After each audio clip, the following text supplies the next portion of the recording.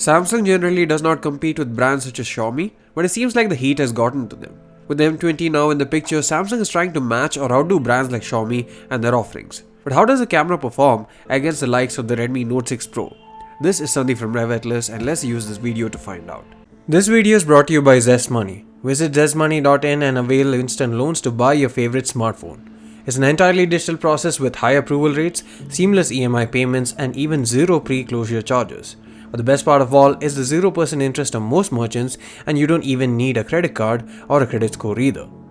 The primary camera on the M20 is a 13MP 1x2.8" sensor with f1.9 aperture and 1.12 micron pixel size. There's a secondary 5MP f2.2 sensor with 1.12 micron pixel size, but this gets a 1x6" sensor, which is really small. The Note 6 Pro has lesser 12MP resolution sensor but larger 1.4 micron pixel size, the same f1.9 aperture, but also a larger 1x2.55" sensor. It also has a 5MP f2.2 1.12 micron depth sensor, which completes the setup at the back. In terms of image quality, the shots captured on Note 6 Pro have much better detail and sharpness. There's also less visible noise and less noise reduction being applied to the image.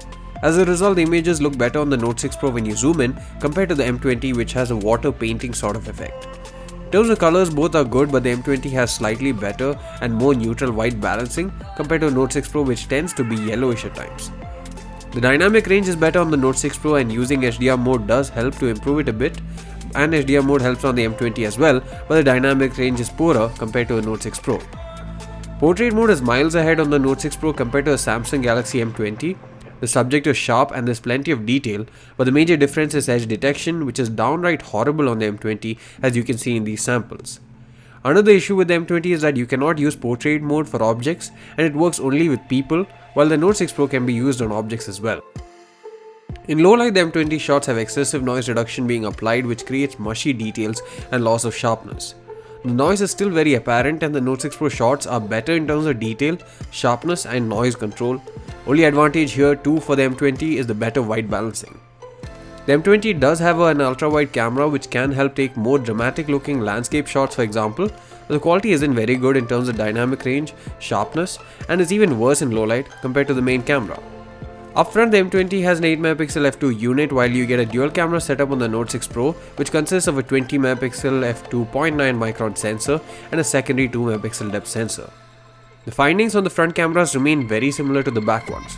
The Note 6 Pro images have better details, sharpness, and dynamic range, and the portrait mode is also better. But in terms of edge detection on the M20, the portrait mode is a bit better compared to the rear camera. In terms of video, both the smartphones can capture at 1080p 30fps, and they're both very similar when it comes to the quality of the output as well as the identical bit rates. However, the Note 6 Pro videos look more refined thanks to EIS. The front-facing camera video too is very similar, but the Note 6 Pro video has better dynamic range, while all the colors are better on the M20. The Note 6 Pro also has better audio though.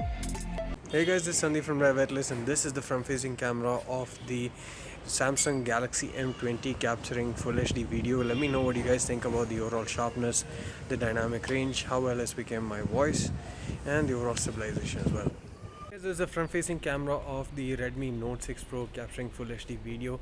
Let me know what you guys think about the overall sharpness, the dynamic range, the video quality, how well is capturing my voice, and even the stabilization. Overall, there's a clear-cut winner here. Apart from the better white balancing and ability to take an ultra-wide photo, there's not a single thing where the M20 does something better or even as good as the Redmi Note 6 Pro in terms of camera.